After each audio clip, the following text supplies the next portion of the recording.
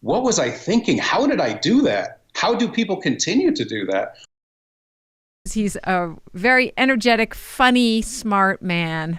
I want to introduce Eric Lindstrom, and he's here to prove that anyone can be dairy-free or vegan and like it. He's a former self-proclaimed carnivore who was raised on biscuits and gravy. But Eric is now the director of marketing for Compassion Over Killing, a plant-based nonprofit, and he's also the author of 2 vegan books, The Skeptical Vegan. He has not given up his biscuits and gravy, though. He just eats the vegan version. Welcome, Eric. That is right. Well, thank you, Alexander, and thank you, Dotsie. I'm so excited to be here. I'm a fan of both of yours, and to be a part of what you're doing and to be just to be on this podcast is such an honor, because we're all in this together, right? This has become this movement that right now has reached this incredible tipping point. Like we're at this in 2020. They said 2019 was the year of the vegan. 2020 is set up to be even bigger than 2019. Yes, I think we're nearing that 10% of the population that's 100% committed, right? And that's when we're supposedly going to hit that tipping point, and it is this year. It is this year. Well, that's interesting. I got to weigh in on that. I think I know what they're talking about. I forgot all about it because, veganism started fading in popularity. But what I mean by that is its popularity of being talked about on social media is fading. And maybe that's because the diet is getting so popular that it's not exciting for people to talk about anymore or to hear about. I hadn't thought about that in a while, so I don't really know what's going on. I mean, you're not just even your average meat eater, because in one sitting you ate 68 chicken wings. So you were a meat eater and proud of it. Yeah, that seems impossible to me now, because when you do the math on 68 chicken wings, you realize exactly how many chickens that is. And the person who was with me also ate 68 chicken wings. It was an all-you-can-eat chicken wing and all-you-can-drink beer 68 event. chickens and total. It seems very grim to me. And part of, I mentioned in my first book, again, about transitioning to a vegan diet, part of it was this epiphany I had. I happened to be in New York City. I was sitting on a bus on my way back to upstate, and I looked out the window, and this was when I was probably vegan for maybe a month. And I looked out the window and I saw someone eating meat off a wing. And that was the first time, off a bone, I'm sorry. It was the first time I had seen someone watch them tearing meat off a bone. And it was one of those moments of, what was I thinking? How did I do that? How do people continue to do that? When you talk about an evolution, we are clearly going to evolve away from being a species that chews meat off of other animals' bones. That doesn't make any sense to me anymore. It's very, very caveman-like to me at this point. I think any time that we get close enough, Dr. Neil Bernard was on, and remember he told us about he stopped eating ribs, not all meat, but ribs when he had to go in and work on the cadaver and cut his rib cage open and look at the clogged arteries. And so, but it wasn't even the clogged arteries. Yes, that's all from all the butter in the meat. It was literally opening up someone's rib cage, and that was like, those are ribs. And he said, I couldn't eat another rib after I walked out of that afternoon. If we allow ourselves to just get close enough to what the reality is and what it actually is, it's powerful. Yeah, I agree. How is your health? Because you even had a website called meatbucket.com where you we have to talk about that. Yeah, we have to talk about that. So I don't know, you want to talk about meatbucket.com, or do you want to talk what a vibrant, healthy man you were eating all that meat? It's so embarrassing now. Meatbucket.com. It was a short-lived idea to sell literally buckets of meat, dried meats and things like that. And again, at that time in my life, I had zero thought about those being animals, those being sentient beings. Right. That this bucket was filled with corpses. That whole thing just didn't register in my mind at all. A lot of this is hitting people where they are and letting them make their own discoveries on their own.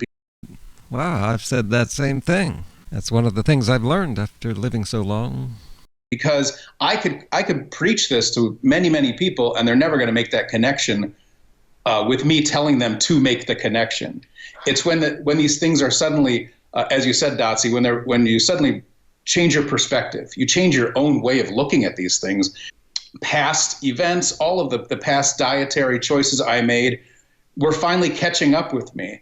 And I was at a point where I knew I had to make a change, and I didn't ever in a million years.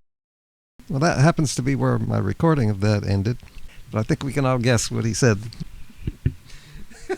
And yeah, although the title of this video interview was titled From Carnivore to Plant-Based, they weren't really talking about the carnivore diet, just using the term to describe someone who eats a lot of meat, which he did.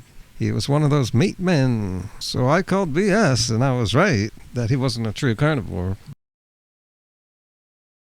You will eat cheese before I will eat anything that's not vegan. At that point, it probably would have been meat. But it became the bet that, again, 8 years later, I refused to lose. So through all of that, I never once turned back. I never once cheated or have those, cheat days that some people talk about. I actually got rid of all of my non-vegan clothes. Like I had some really nice silk shirts that I loved. I got rid of my leather belts, my leather sneakers, my leather coats. I wanted to be all in. If I was going to go vegan, as I understood it at that point, I wanted to not be called out. I wanted people to understand that I was being serious about this. So I did it, and I'm still vegan. She's still vegan. We're raising 2 vegan kids. It was a little tiny bet, but it turned into, again, something that totally changed my life. So we got to go back a little bit, but there's a big difference between changing your food and changing your entire house and wardrobe. Was there some kind of soulful connection? Like, what was that journey that really made you throw away those leather coats or take them to the Salvation Army? Yeah. There's more there. Well, there's those epiphanies, Dotsie, that there's things that I was observing. I'm an introspective person, like I'm an artist. I sort of look at things maybe a little bit differently.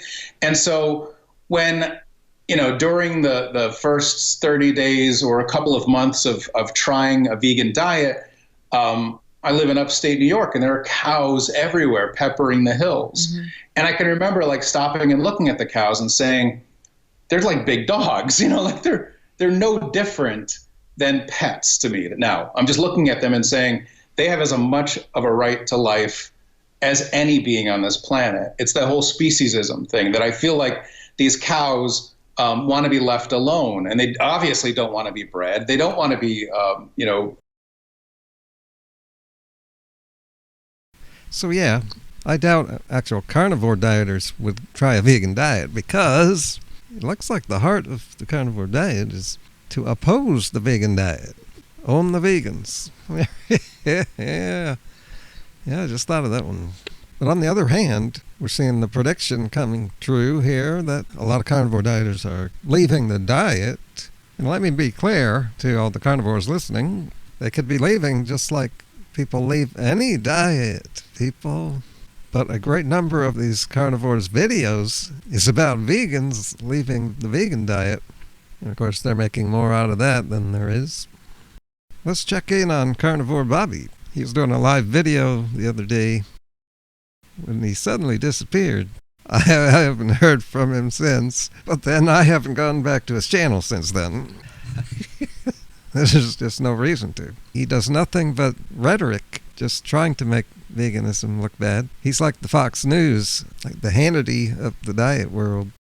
Some of the content in this video makes me think about how people have been asking how I could quit the vegan diet and actually start eating a lot of animal products, considering the things I've said, which is very much like what this Eric Lindstrom is saying.